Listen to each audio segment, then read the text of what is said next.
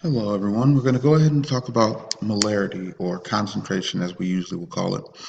So take a few moments, make sure you're jotting down the examples and the information as we go through it so you'll be ready to move forward.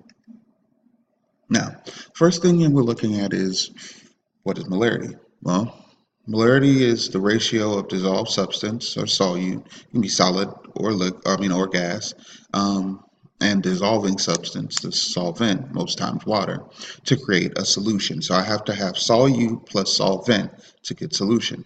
Look at the image on the screen. You should notice that the more diluted it is, that's a situation where we have less solute. So this might be like a watered down Kool-Aid or tea or saltwater solution. Whereas we get more to the other side, it gets darker, it gets more rich in color. That's where we have it more solute present. Sorry, this would be more concentrated. So imagine that person that put a bunch of sugar in, and at the bottom you can start to see that we have the sugar accumulating at the bottom. There's so much in there that it actually can't dissolve anymore. Now, when we solve for this, we're going to look for the moles of solute over the liters of solvent. So I told you that we were going to need these concepts we've been learning. This is where they come to play. Now, because of that, that means that our units are going to be moles over liters. Molarity equals moles over liters. Let's look at a couple of examples and see if we can work our way through it. So the first question that we're given, it says 0.5 moles sodium chloride is dissolved to make 0.05 liters of solution. Well, if I'm using my formula just as it is right there, I look and I see, do I have moles? I have moles. Do I have liters? I have liters. So it's just a matter of plugging it in and working from there. So I'm going to take 0.5 moles divided by 0.05 liters and come out with the final answer by 0.05, and I got 10 molar. So a molarity of 10 molar solution. So this would be a fairly concentrated solution. And it makes sense because half a mole of anything in 50 milliliters of water is going to be a little bit of a challenge. Well, what about if I'm given moles and liters again? So let's look at the information we have. Let's identify it and then work from there. So I have 0.5 moles. I have 0.3 liters. So again, I have the two pieces of information that I need. So it's just a matter of writing it down. 0.5 moles. And notice each time, yes, I'm labeling them because I want to make sure everything is clear. And then 0.3 liters. Now, if you're taking a look at this, you're going to note that 0.5 is greater than 0.3. So my value should be greater than 1. Let's plug it into the calculator. 0.5 divided by 0.3. And I got 1.67 molar. So whenever we're describing a solution, when we have that capital M, we'll say that it's that molar. So 1.67 molar or 0.7 molar solution. This makes it easy to distinguish between the values that make it as well as the actual concentration. Okay. So what about if instead of giving me my volume in liters, they gave it to me in milliliters? Well, it's a very simple process that we look at. Again, we still look at, we have our moles, but we have 120 milliliters. Well, the question is, how many milliliters in a liter? And 1 liter is equal to 1,000 milliliters. So I'm going to take my 120 milliliters. Oops. Got to erase that really quickly, sorry.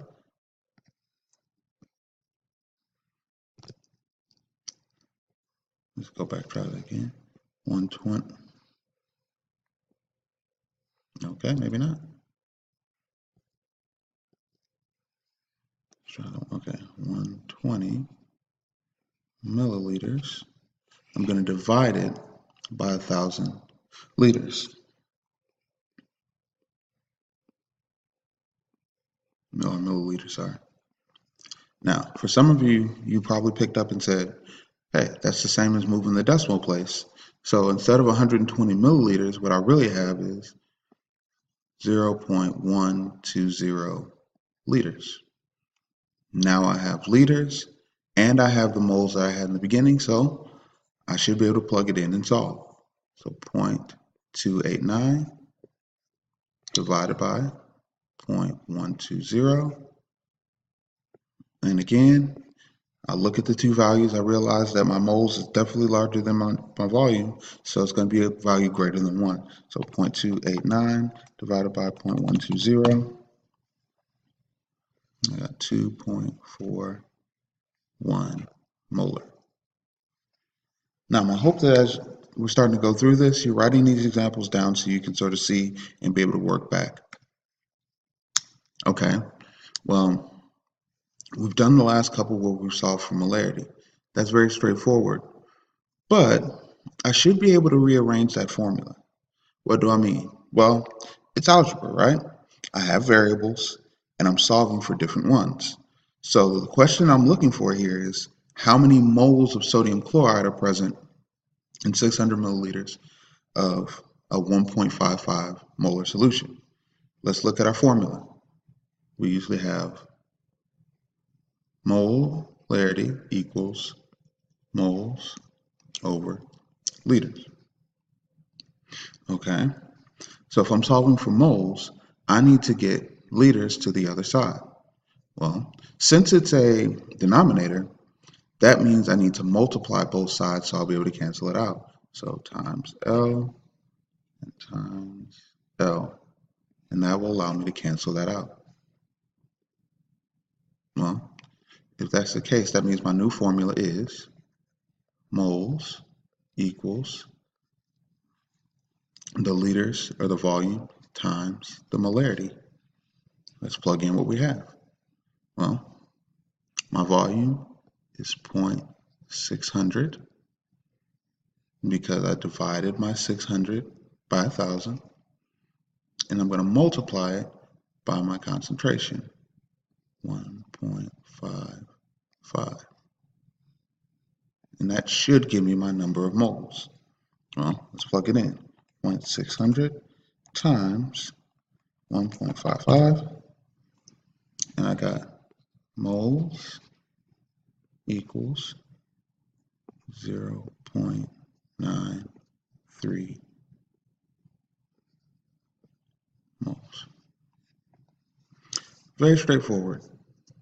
So by using our algebra and solving for the variable that we need, we can actually go through and manipulate this formula to do what we want. Well, let's go for another one. Okay, well, if I can manipulate it to change it around for moles, can I do the same for volume? Well, let's see. Again, we're still looking at our same formula. Mole, oops, sorry about that.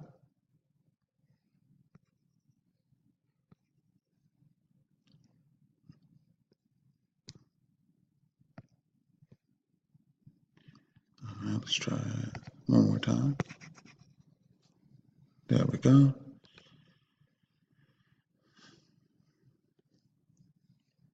So I have M equals moles over liters, and I want to solve for liters in this case.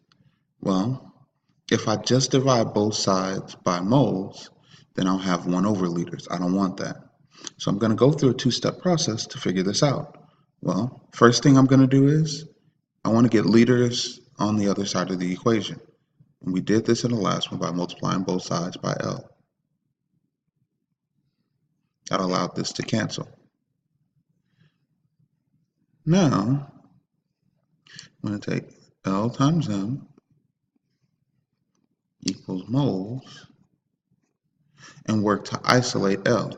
Well, it's L times M, so that means I'm going to divide both sides by You guessed it, molarity. So if I take the number of moles and divide them by the concentration, it should give me the volume. Well, let's see. I have 2.11 moles, as stated, right here. I'm going to divide that by 1.66 molar. 2.11 divided by 1.66, and I got 1.27 liters as a final answer. So just by rearranging these formulas, I can sort of work my way through and be able to figure out any of the pieces of information. Gotta love how algebra works for us, huh? So I know in the notes I asked you to write these different formulas down. My hope is that you paused it for a moment and went ahead and did that. At this time, we're going to go ahead and wrap this one up and let you get to your first set of practice. Have a good day, and I will see you soon.